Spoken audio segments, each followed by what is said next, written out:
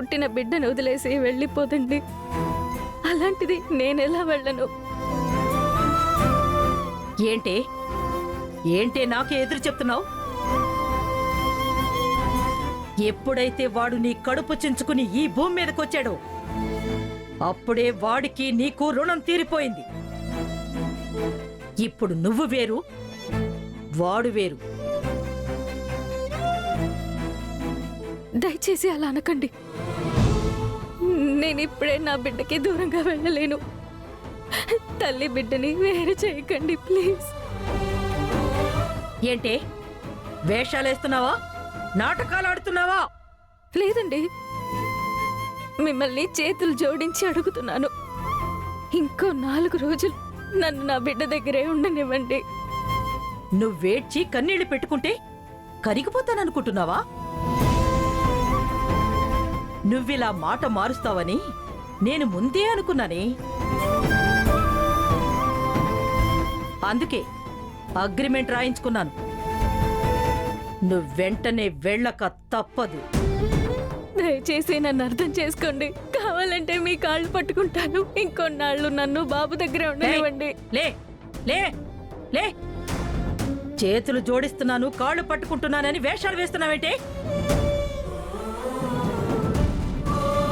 కొన్నాళ్ళు ఉంటానంటే ఇంకా ఎన్నాళ్ళు?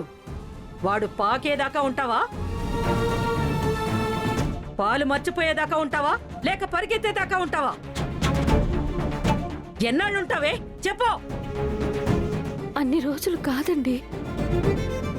వచ్చే గురువారం బాబుకి బారసాల చేద్దామని అర్జున్ ప్రసాద్ సార్ చెప్పారు కదా, అప్పటి వరకు ఉంటానండి.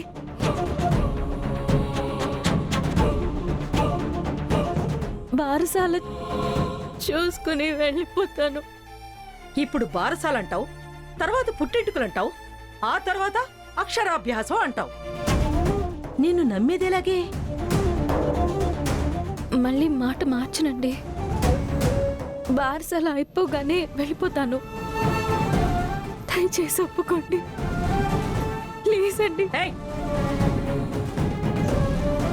దయచేసి ఒప్పుకోండి. ప్రాధేయపడుతున్నానండి. మీ చేతులు పట్టుకుని అర్థిస్తున్నాను. మిమ్మల్ని వేడుకుంటున్నాను.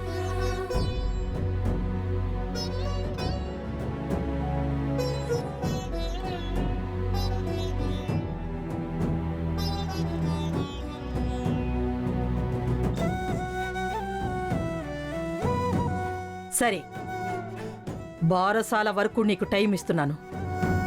ఆ ఫంక్షన్ అయిపోయిన మరుక్షణం నువ్వింట్లోంచి వెళ్ళిపోవాలి.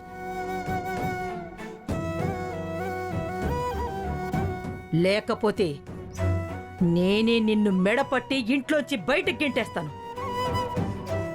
గుర్తుపెట్టుకో.